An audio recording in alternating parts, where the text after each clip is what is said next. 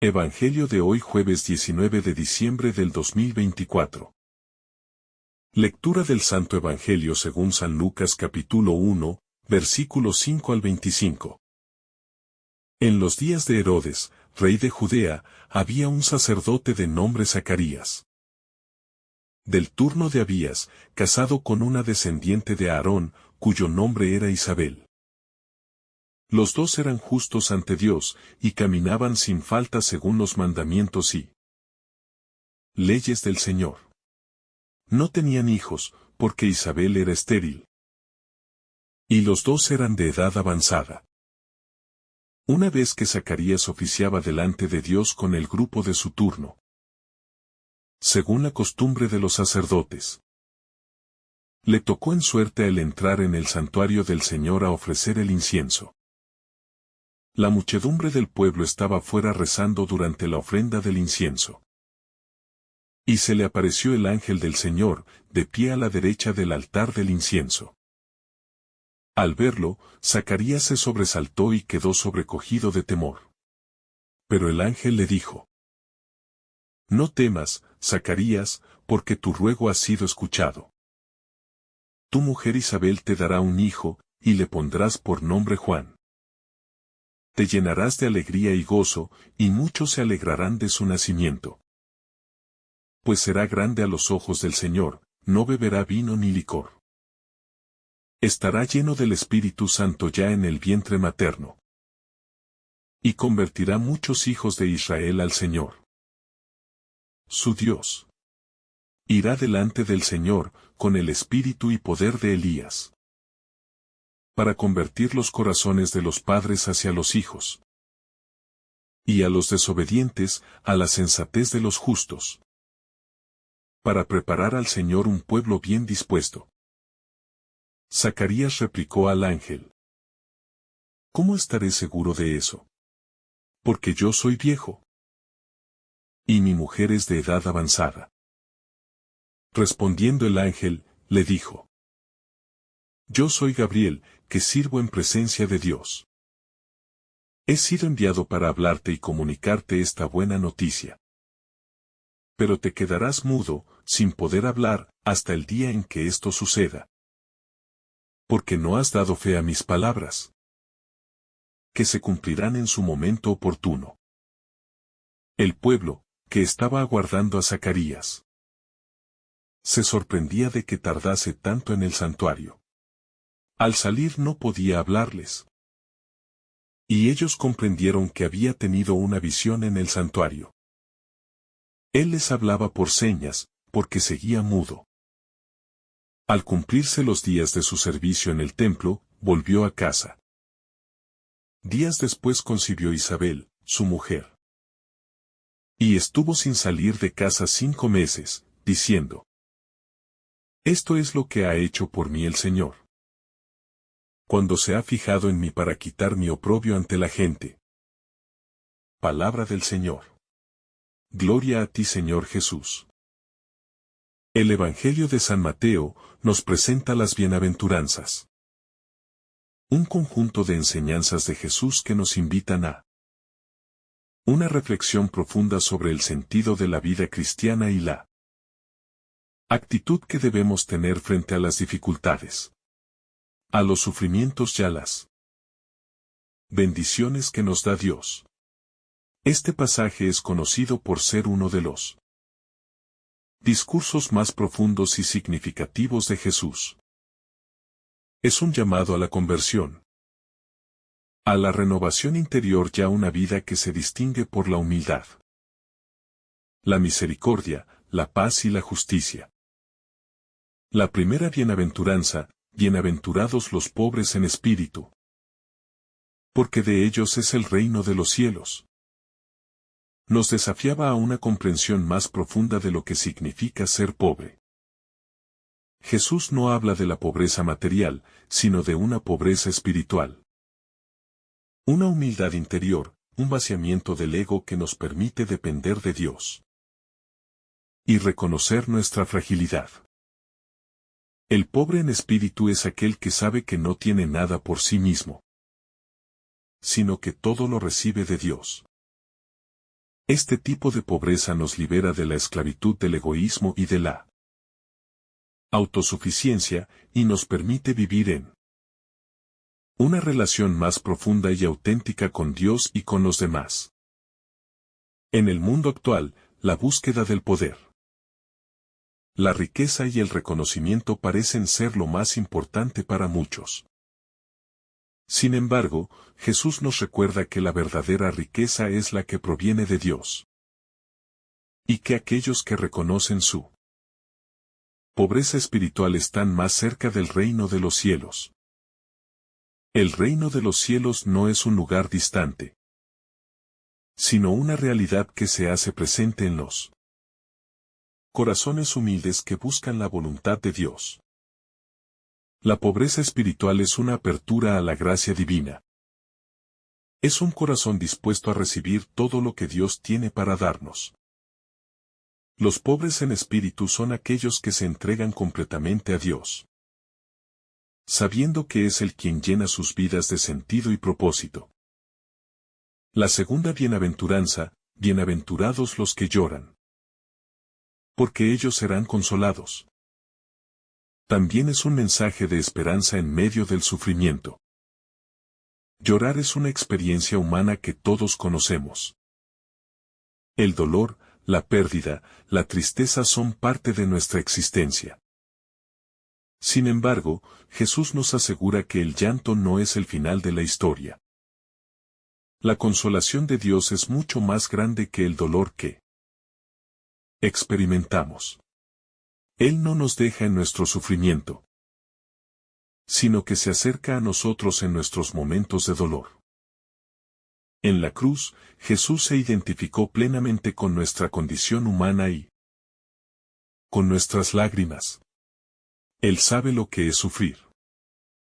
Y nos ofrece su consuelo, su paz y su amor. La consolación que promete Jesús no es solo un alivio temporal, sino una transformación profunda del sufrimiento. El dolor no es en vano.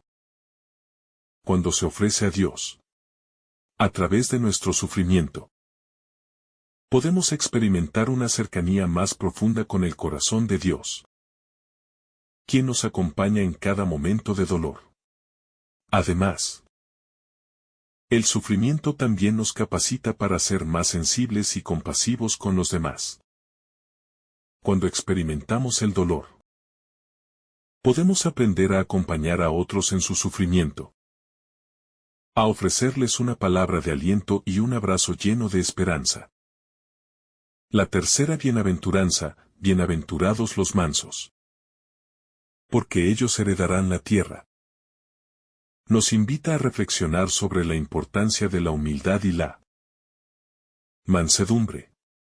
En un mundo que valora la fuerza, el poder y la agresividad, Jesús nos propone un camino diferente, el camino de la mansedumbre. Ser manso no significa ser débil o pasivo, sino ser capaz de controlar nuestras pasiones, de actuar con calma y sabiduría, de ser pacientes y de evitar la violencia en nuestras respuestas. La mansedumbre es una actitud de corazón que busca la paz, que no responde al mal con mal, sino que confía en la justicia divina. La promesa de Jesús es que los mansos heredarán la tierra. En un sentido profundo, esta promesa tiene que ver con el reino de Dios. Un reino que no se construye con la fuerza de las armas, sino con la fuerza del amor, de la paciencia y de la reconciliación. Los mansos son los que buscan la justicia y la paz, sin dejarse arrastrar por la violencia o la ira. En ellos se cumple la verdadera sabiduría de Dios, que no se impone por la fuerza, sino que transforma los corazones con su gracia. Los mansos son los que tienen la verdadera autoridad, porque saben cómo gobernar su corazón y su vida, siguiendo el ejemplo de Jesucristo. La cuarta bienaventuranza, bienaventurados los que tienen hambre y sed de justicia, porque ellos serán saciados. Es un llamado a todos aquellos que luchan por un mundo más justo, Un mundo donde prevalezca la verdad, la equidad y la dignidad de todas las personas. Jesús nos invita a desear la justicia no solo en un sentido material o legal, sino en un sentido más profundo, la justicia de Dios. Aquellos que tienen hambre y sed de justicia buscan la voluntad de Dios y luchan por un mundo donde reina la paz y la equidad. Esta hambre y sed de justicia nos empujan a trabajar por un mundo más justo, a defender a los oprimidos, a denunciar la injusticia y a ser instrumentos de paz y reconciliación. Sin embargo, Jesús también promete que aquellos que tienen hambre y sed de justicia serán saciados. Dios es el justo juez que traerá justicia a su debido tiempo. Aunque muchas veces en este mundo vemos que la injusticia parece prevalecer, confiamos en que Dios hará justicia. Él recompensará a aquellos que han luchado por la verdad, la justicia y el amor. La verdadera justicia es la que viene de Dios. Y es a Él a quien debemos confiar en todo lo que parece injusto en el mundo. El hambre y la sed de justicia, entonces, son también una invitación a perseverar en la esperanza, a no rendirse ante las dificultades, sino a confiar en que Dios actuará en su tiempo perfecto. La quinta bienaventuranza, bienaventurados los misericordiosos, porque ellos alcanzarán misericordia. Nos recuerda la importancia de la misericordia en la vida cristiana. La misericordia es una de las características más profundas de Dios, y nos invita a imitarla en nuestras relaciones con los demás. Ser misericordioso no significa ignorar las faltas o el mal, sino ser capaz de perdonar, de tener compasión y de ofrecer un amor que no exige nada a cambio. La misericordia es la respuesta a la dureza del corazón humano, y es lo que nos permite vivir en armonía con los demás. Al ser misericordiosos, nos convertimos en canales de la gracia de Dios, que se derrama sobre nosotros y sobre los demás. La misericordia no solo es un acto de generosidad humana, sino un reflejo del amor incondicional de Dios.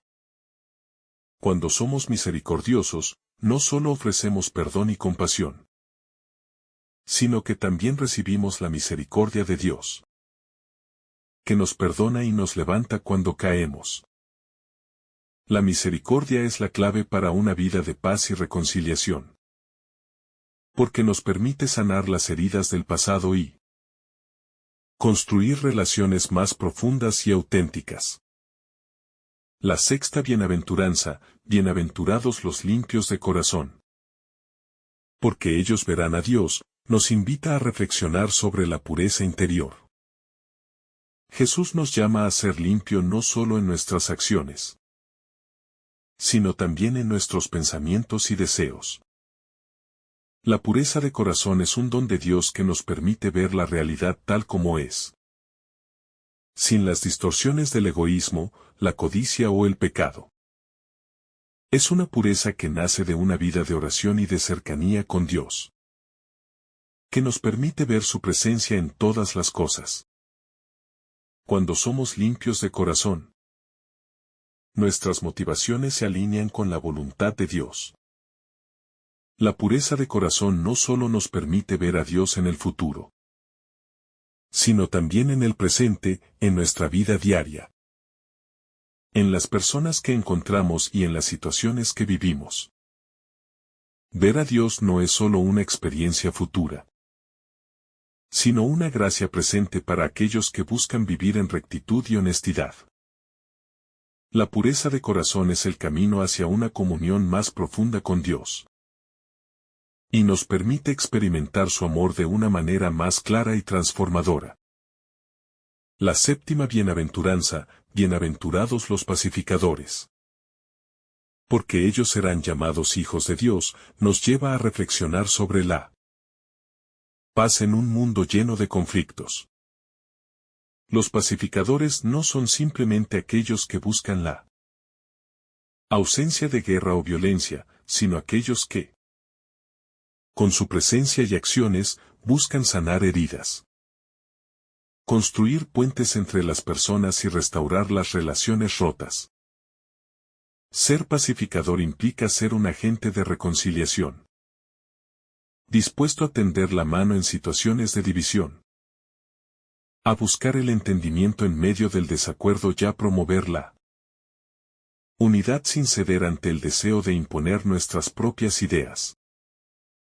Los pacificadores son aquellos que, siguiendo el ejemplo de Cristo, promueven la paz de Dios, que no es simplemente la ausencia de conflicto, sino la presencia activa de justicia, amor y verdad.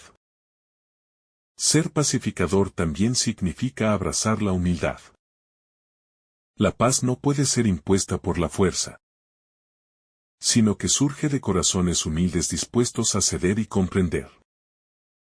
La paz que Cristo ofrece es profunda y transforma las relaciones, porque nos lleva a poner el bien del otro por encima de nuestro, y a buscar la armonía incluso en circunstancias difíciles.